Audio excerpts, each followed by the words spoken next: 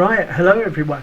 Well, anyone who's been following me lately knows I've been struggling with frame rate. So here's the answer I came up with a bit of help with the guys from the Orbx forum.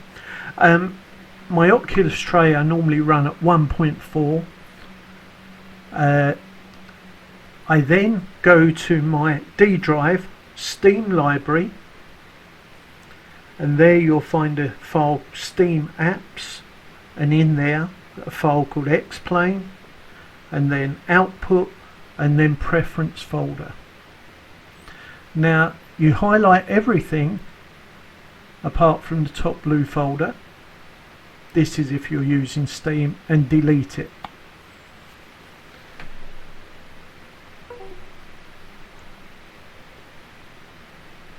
Go back to X-Plane, press the button. I've edited out the loading screens as much as I can, and it comes back as if the very first time you'd run the program altogether.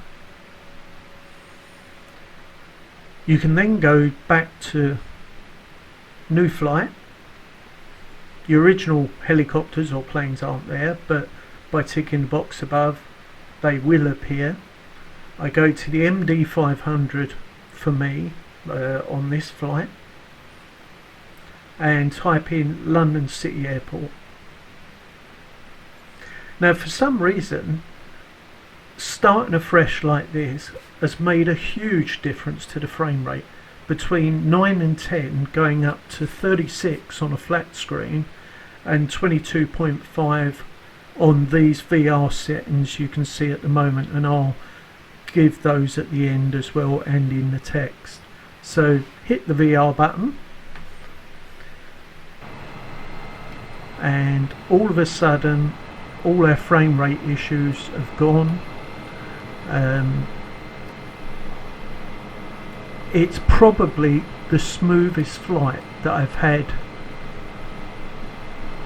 in London or around. I'll fade this across it now. So it's probably the smoothest flight I've had flying around in London in VR since I've started. So I don't know if this is a trick that will work for everyone, or if this is something that was peculiar to my setup. Orbx did put a couple of files up again, but from what I understand that was for something to do with a Land Rover that was missing. And I've had a Steam update as well since then. It could well be me, it could be my setup and something that goes wrong. But if I don't do that clean boot up at the start of the evening, my frame rates flying in London with the Orbx scenery are rubbish. Now just have a look at the textures when we come round here on the runway. It's worth the effort in doing it, and getting this smooth flight. Now I do get the occasional glitch. One of the things I have done is I normally sort of overrate my graphics card, and I actually let that go back to its normal settings just in case I was pushing the limits too far or something like that. But as you can see here, flying over the city airport, it's the smoothest I think I've ever had. I find it really funny they've got the fire sort of learning centre where the firemen will learn to put out aircraft fires on the approach as you come in over the runway. You've got New Bridge there. As we come round here there's a new icon on the roundabout, and lots of new just logos on buildings and things like that. So Oculus in the library update again seem to be improving everything to do with London. Every time I go back and they've done it, it's got better. And even I'm sure the buildings, many more of them are touching the ground than were before. Now I'm jumping about a bit to try and shorten the video down. Heading down Docklands here, you've got buildings on the left with cranes and things like that.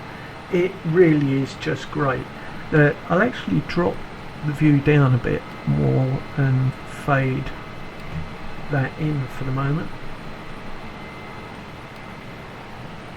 And you would expect coming into the Docklands area or Canary Wharf, the frame rate to absolutely get killed. Now I do get the odd stutter, but it's worth it. I've never had, you saw one just now, but it immediately goes back to full speed again, and I've never had it like this flying in London. It works for me. It might work for you if you're having problems. Hopefully it might be because I'm running a beta version via Steam or something like that, but I have my distance settings set to full, and one of the strange things you'll notice is that one or two of the buildings, if we look on the right as I do my usual fly through London Bridge here, or Tower Bridge, sorry, you can see a building starting to appear and then one behind it. So there is some management going on. It hasn't just taken for granted I've set it to full distance. But as we jump in here, flying around here in VR, I just can't believe how smooth it is. So as I said that, you just saw that stutter then, but immediately has gone back. I mean, this is really heavy loading on the system, so I'm just very, very impressed. Got St Paul's coming up here. We'll jump a bit closer, then go round. You saw one there again. It might be I've got to do a little bit more tinkering with the system, but for a majority of the flight, and again coming round by the wheel here and the Houses of Parliament, very, very smooth. It's some of the best I've had. So I'm expecting to do, I'm going to bank it right here, and this should be graphics sort of very heavy coming into this area, and when you spin a helicopter the graphics load goes up compared to if you're flying straight forward. So I think in a minute when we come round here, if it's going to show, yeah, it would. It shows there. So we drop down, go between Big Ben, and they've still not fixed that bridge, and we'll fly down here, and hopefully as we get into less dense areas that slight twitching we've got will disappear completely. But I think somehow my folders are getting corrupted, so if I go and load this again next go, I will get 9 or 10 frames a second again unless I delete that folder. So you'll see it, and it could be something on my graphics card just not really up to it. It says 1080, but you'd have thought it would do it. On these bits here it's absolutely smooth. You can see coming in, the buildings are appearing again. Just the odd glitch, but nothing compared to what I was getting before.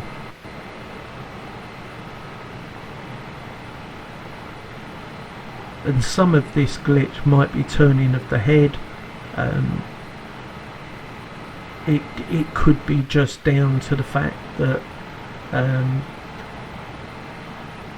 you know, even now the settings not quite as optimized as they should be. But I just wanted to show that anyone that has got stuck on that 9 or 10 frames of thing, delete that folder, let it start again, and with luck you won't have to do it each time. I do, and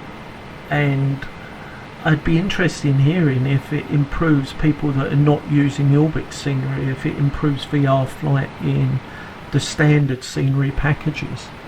So not perfect, but at least it's flyable. Before it was completely unflyable. By deleting that one folder's contents, and thank you to the guy on the Orbx forum who pointed me in the right direction, I'll be tinkering around a bit more with it. over the next few days, no doubt, trying to get it dead right.